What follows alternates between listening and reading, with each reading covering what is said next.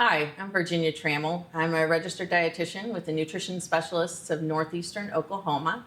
Today, we're just going to talk about a general healthy diet and some of our recommendations for that.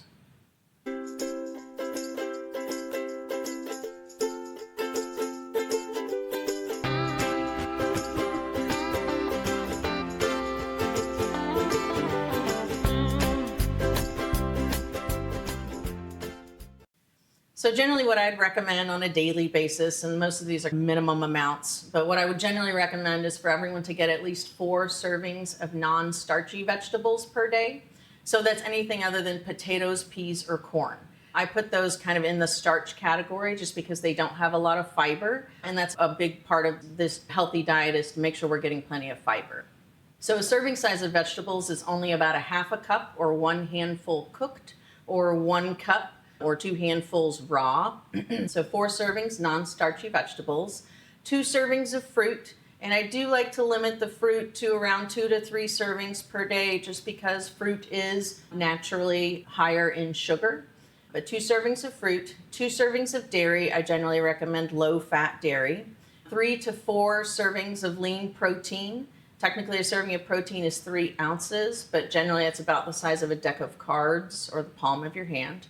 Really what I recommend is just getting protein with each meal. And then the last group is the starch carbohydrate group.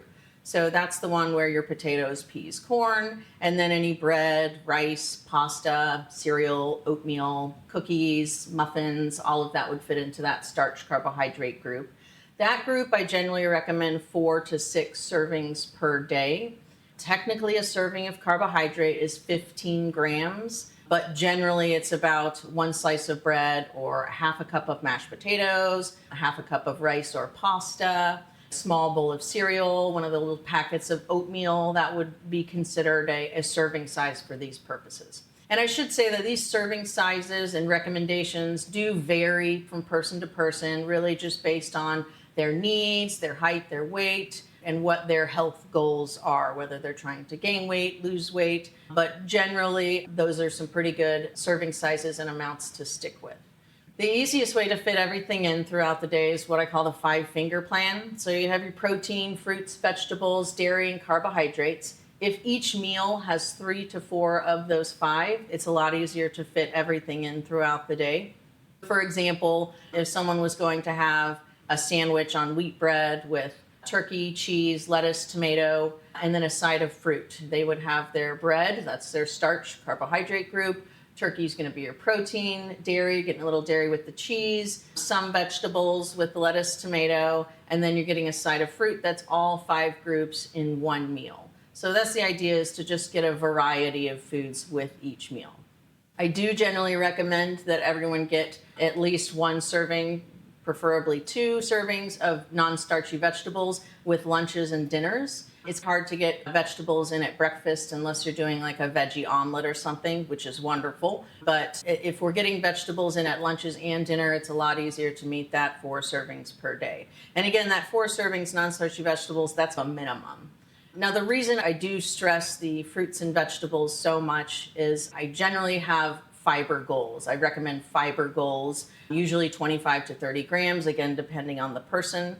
But we get fiber only from plant-based foods. So that's our fruits, vegetables, and then any whole grain, whole wheat, things like that. And fiber is important for a lot of reasons. Fiber actually feeds the good bacteria in our guts that actually help us break down and absorb some of the vitamins and minerals from the foods that we eat. Fiber does help regulate blood sugar. It does help with weight loss. It also helps regulate bowel movements. Now, we can run into problems if we're eating a lot of fiber, what happens is that travels through our GI tract, that bulks stool. But when it gets to the last section, the colon, that's when our body actually starts to draw out moisture to help hydrate itself. So if we are eating a lot of fiber, a lot of plant-based foods, but we're not getting enough fluid, we can actually create constipation. So along with all that fiber, it's equally as important to get plenty of fluid, preferably water. Generally, fluid recommendations are half body weight in ounces up to 100 ounces. So if someone were to weigh 140 pounds, we would recommend 70 ounces of fluid. And again, preferably water or at least 0-calorie beverages. to make sure that they're getting adequate hydration and help prevent constipation.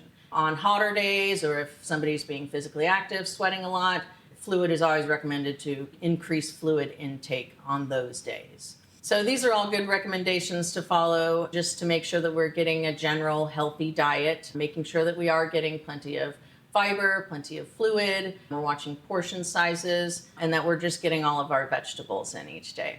Again, this is Virginia, a dietitian with the Nutrition Specialists of Northeastern Oklahoma. Feel free to check us out on social media, check out our website. If you have any questions or anything, just give us a call and have a great day.